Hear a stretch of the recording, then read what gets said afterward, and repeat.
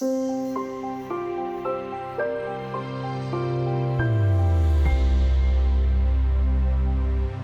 of the ironies about money is that although we generally don't like talking about it, we're often very interested in how wealthy other people are. We also make judgments about people based on how wealthy we think they are and what they spend their money on.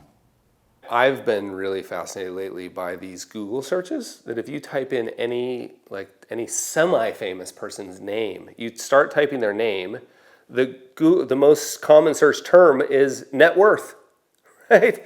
So there is something, and I've thought a lot about this. We're competitive, just as sort of a species, we're relatively competitive.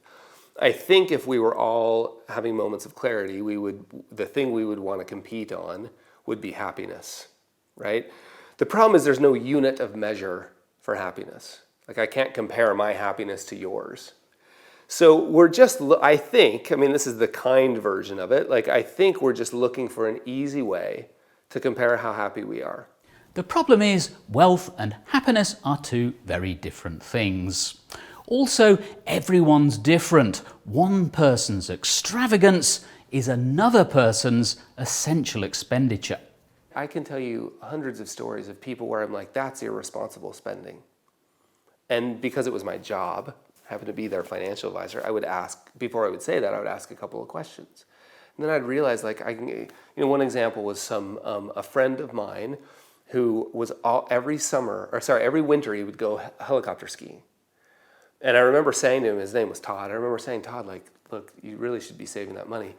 And as we dug deeper, we understood that was keeping him, his profession was massively stressful, right? And that trip was allowing him to continue to do the work that he did, and he claimed keeping his marriage together. And then suddenly that helicopter trip doesn't look like an extravagant expense.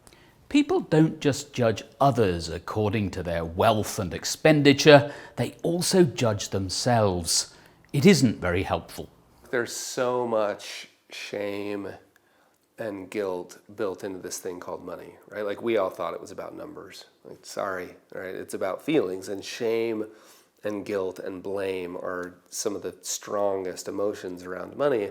And I think we could just go such a long ways if we could just start recognizing first. So step one would just be recognizing.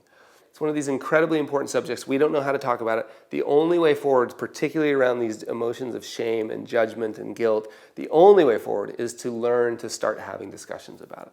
So we should try to feel more comfortable talking about money. And the next time you find yourself judging someone for buying, say, an expensive car, stop and think. That's their business, and you don't know the full picture.